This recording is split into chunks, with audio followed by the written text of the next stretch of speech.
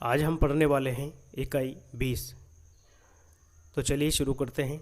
पाठ्य पुस्तकस्य सूक्तिमौक्तिकं पाठात् सुभाषितद्वयं लिखत, यानी कि अपनी पाठ्य पुस्तक के सूक्तिमौक्तिकम नामक पाठ के 2 सुभाषित लिखिए और ये प्रश्न नंबर 20 में पूछे जाएंगे। तो आपको छात्रों ध्यान रखना है, जो श्लोक प्रश्न पत्र में आ गए हैं उन श्लोकों को छोड़कर 2 श्लोक और आपको प्रश्न नंबर 20 में लिखना पड़ेगा।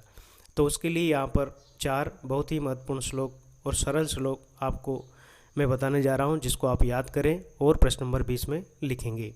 और सबसे पहला श्लोक हम पढ़ेंगे। व्रतम यत्नेन संरक्षेद वित्तमेति च याति च अक्षिणो वित्ततः क्षीणो व्रतस्तु हतो हतः, यानी कि चरित्र की हमें पूरे यत्न के साथ रक्षा करना चाहिए, क्योंकि वित्तम एति आयाति च, धन तो आता है और चला जाता है। अक्षिणो वित्ततः यानी कि धन के नष्ट हो जाने पर वह धन क्षीण हो जाता है, लेकिन व्रतस्तु क्षीणो, चरित्र के नष्ट हो जाने पर हतः हतः यानी कि मरे हुए के समान हो जाता है। व्यक्ति का चरित्र यदि नष्ट हो गया तो मरे हुए के समान ही माना जाता है। दूसरा श्लोक है। प्रिय वाक्य प्रदानेन सर्वे तुष्यन्ति जंतवः तस्मात् तदेव वक्तव्यम वचने का दरिद्रता, अर्थात प्रिय वाक्य बोलने से सर्वे तुष्यन्ति जंतवः, सभी प्राणी संतुष्ट होते हैं। तस्मात् इसलिए, तदेव वक्तव्यम वैसा ही बोलना चाहिए, यानी कि प्रिय वाक्य ही बोलना चाहिए। वचने का दरिद्रता, वचनों में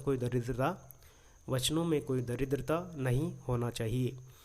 तीसरा श्लोक है। गुणा गुणज्ञेषु गुणा भवन्ति ते निर्गुणं प्राप्य भवन्ति दोषाः अस्वाध्यतोयाः प्रवहन्ति नद्य समुद्रम आसाद्य भवन्ति अपेया।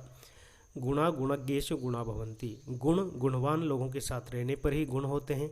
ते निर्गुणम प्राप्य भवन्ति दोषा, लेकिन वे ही गुण अगर आप निर्गुण को प्राप्त हो जाएंगे तो दोष में बदल जाएंगे। जिस प्रकार से अस्वाध्यतोया प्रवहन्ति नद्य, स्वादिष्ट जल ही नदियों में प्रवाहित होता है, बहता है, लेकिन समुद्रम आसाध्य, समुद्र में मिलकर वही जल अपेया भवन्ति, पीने योग्य नहीं रहता है। श्रूयताम धर्म सर्वस्वम श्रुत्वा च एव अवधार्यताम आत्मनः प्रतिकूलानि परेशान न समाचरेत। श्रूयताम धर्म सर्वस्वम, धर्म की समस्त प्रकार की बातों को सुनना चाहिए। श्रुत्वा, और सुन करके, अवधार्यताम, उसे धारण भी करना चाहिए, जीवन में उतारना भी चाहिए। आत्मनः प्रतिकूलानि, आत्मनः में जो स्वयं के प्रतिकूल हो, परेशान, वह दूसरों के लिए भी न समाचरित, नहीं करना चाहिए। जो आचरण या जो व्यवहार हमें स्वयं के लिए ये अनुकूल नहीं है, ऐसा आचरण हमें दूसरों के साथ भी कभी नहीं करना चाहिए।